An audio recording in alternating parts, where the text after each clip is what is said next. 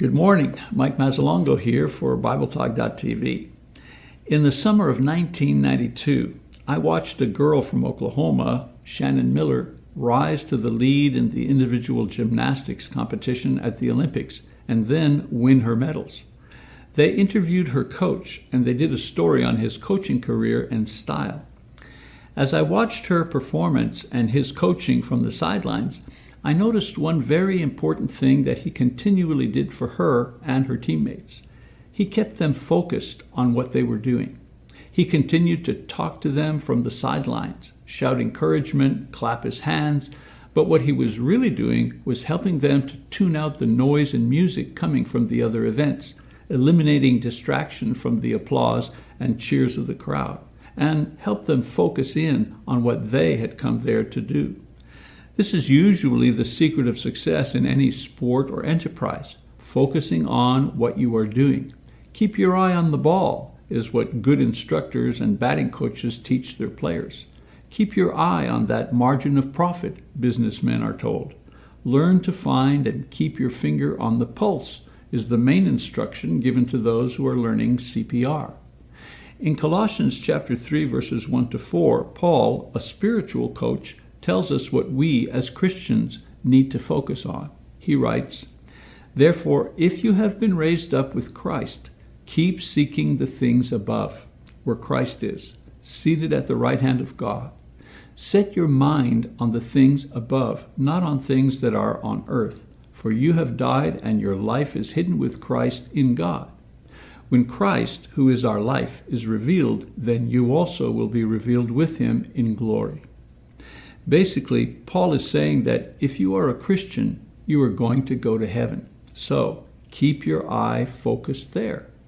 This life will provide many distractions in the form of riches or troubles, the pleasures of youth and the problems of growing old and dying. But throughout all of this, in order to win the prize, we must keep our eye on our eventual resurrection and final destination in heaven. In addition, Paul explains how we stay focused on our goal in the last part of the chapter. Basically, he says three things. In order to keep our eyes on heaven, we need to first deal with the sin in our lives on a daily basis. Colossians 3, 5 to 11. In other words, do not let sin blind you to the point where you cannot see heaven anymore. Number two, develop a loving and submissive attitude towards each other in the church and those outside the body. Colossians 3, verses 12 to 15. This exercise helps get your eyes off of yourself. And number three, learn to continually be thankful for everything in your life. Colossians 3, 15b to 17. This practice keeps your vision clear.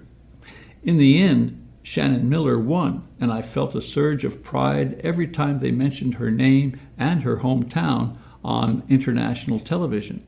More importantly, I hope that we will win the prize that is set before us, and we will if we keep our eyes focused on heaven no matter what. How do we do this? Deal with sin, grow in love, and be thankful. Well, that's it for today. God bless you as you keep your eyes focused on the things above and not on things below. Discussion questions. Number 1.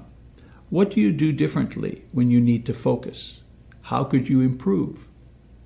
Number 2, what weakness seems to take your focus off of heavenly things and rest on earthly things? How can you improve?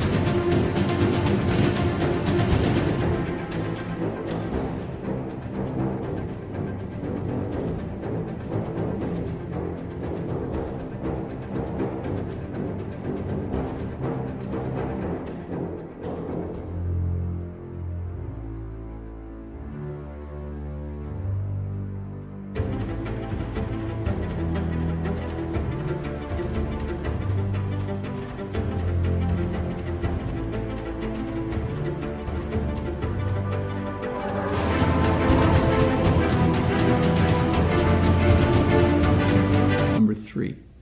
What advice would you give to a new Christian just beginning their walk in Christ?